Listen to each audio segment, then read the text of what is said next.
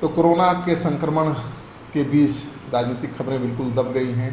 बिहार के सभी राजनीतिक दलों के दफ्तरों पर ताला लटका हुआ है।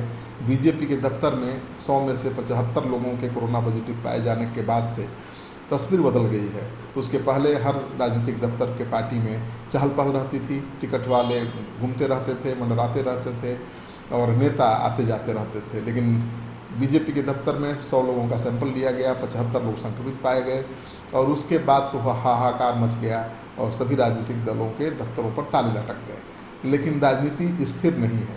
कोरोना के संक्रमण के साथ साथ राजनीति भी आगे बढ़ रही है। बीजेपी जेडीयू की तरफ से लगातार वर्चुअल रैली और सेमिनार किया जा रहा है, लगातार सभाएं की जा रही हैं और इस बीच अब तो साफ भी हो चुका है, मुख्य चुनाव आयुक्त ने साफ कर दिया है कि चुनाव नियत समय पर ही होगा, तो चुनाव तैयारी थमने का कोई सवाल ही नहीं उठता है। लेकिन सबसे बड़ा पेंच फंसा हुआ है महागठबंधन में और दूसरी तरफ एनडीए में भी।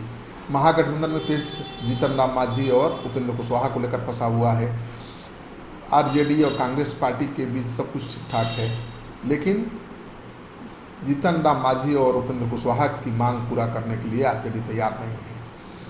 आपको पता ही है कि जीतन राम मांझी नाराज चल रहे हैं, उनसे लालू यादव और तेजस्वी यादव बातचीत ही नहीं कर रहे हैं। उपेंद्र कुशवाहा का भी यही हाल है। तो उपेंद्र कुशवाहा कांग्रेस के पीछे लगे हुए हैं और कांग्रेस के जरिए चाहते हैं कि उनको महागठबंधन में सम्मानजनक हिस्सेदारी मिल जाए, लेकिन वो कांग्रेस दिला नहीं पा रही है।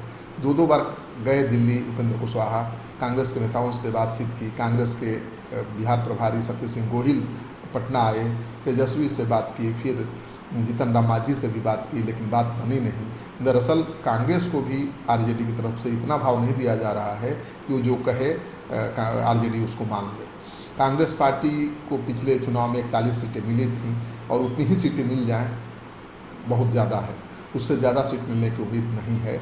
आरजेडी के सूत्रों के अनुसार कांग्रेस को जितनी सीटें पिछले विधानसभा चुनाव में मिली थीं उतनी ही सीटें मिल जाएं तो ज़्यादा है और उतनी सीटें लेने के लिए भी उसको दमदार उम्मीदवार सामने लाना होगा।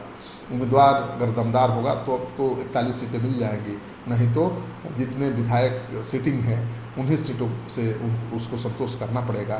तो ऐसे में कांग्रेस खुद अपनी सीटों के लिए संघर्ष कर रही है, भला वो सहयोगियों की क्या मदद कर पाएगी। तो जीतन राम मांझी जेडीयू में जाने का मन बना चुके हैं, अभी वो चुप हैं, कुछ बोल नहीं रहे हैं और शक्ति सिंह गोहिल की तरफ से जो समय दिया गया था 1 सप्ताह का वो भी खत्म हो चुका है।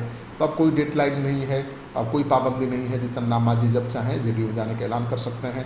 केवल उनको इंतजार है नीतीश कुमार के साथ एक बैठक की, एक मीटिंग की, उसके बाद वो औपचारिक ऐलान कर देंगे। लेकिन उपेंद्र कुशवाहा क्या करेंगे, सबसे बड़ा सवाल यही है। इस वीडियो को ज़्यादा से ज़्यादा लोगों के साथ शेयर करिए, लेकिन उससे पहले एक पॉइंट और बता देना ज़रूरी है जिसे मैं भूल रहा था कि एनडीए में भी सब कुछ ठीक ठाक नहीं है। चिराग पासवान लगातार संकेत दे रहे हैं, लगातार नीतीश कुमार के खिलाफ बयान दे रहे हैं। एक तरफ वो बीजेपी के साथ खड़े दिख रहे हैं, दूसरी तरफ नीतीश कुमार के खिलाफ नज़र आ रहे हैं। तो दरअसल वो कोशिश कर रहे हैं कि बीजेपी भी उनका उसी तरह से साथ दे जिस तरह से बीजेपी का साथ वो दे रहे हैं। लेकिन गठबंधन में पार्टियों की मजबूरी होती है, गठबंधन में जो सहयोगी दल ज़्यादा मजबूत होता है उसका साथ देना सबसे ज़रूरी होता है। तो ऐसे में नीतीश कुमार को नज़रअंदाज करके बीजेपी चिराग पासवान का साथ तो देगी नहीं, लेकिन बीजेपी चाहती है कि जो गठबंधन है एलजेपी का, जेडीयू का, बीजेपी का, वो बना रहे और कोशिश भी जारी है। लेकिन जिस तरह से चिराग पासवान लगातार नीतीश कुमार के खिलाफ मोर्चा खोले हुए हैं, उससे नहीं लगता है कि सब कुछ ठीक है। तो एनडीए में भी सब कुछ ठीक नहीं है और सूत्रों के हवाले से जो खबर आ रही है कि आरजेडी की तरफ से बातचीत भी की जा रही है एलजेपी से और एलजेपी को लाने की कोशिश जारी है। कांग्रेस पार्टी इसमें अहम भूमिका निभा रही है। क्या होगा अब तो आने वाला वक्त बताएगा, लेकिन इंतज़ार करिए, कुछ बड़ा होने वाला है महागठबंधन में भी और एनडीए में भी। अब आप इस वीडियो को खूब शेयर करिए दोस्तों के साथ। अगर आपने अब तक हमारा चैनल सब्सक्राइब नहीं किया है तो कर लीजिए। आपका सहयोग समर्थन सिटी पोस्ट की टीम के लिए बहुत मायने रखता है।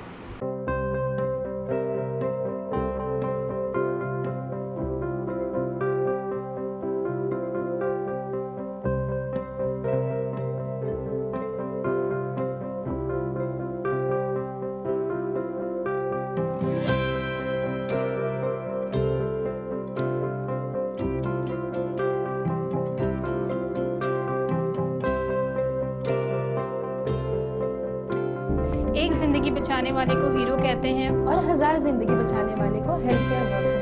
Our heart never hardens, our temper never tires. Our touch never hurts. We value what we do. We at Paras work for cause, not for applause. Lockdown के समय, लॉकडाउन के बाद हम हैं आपके साथ।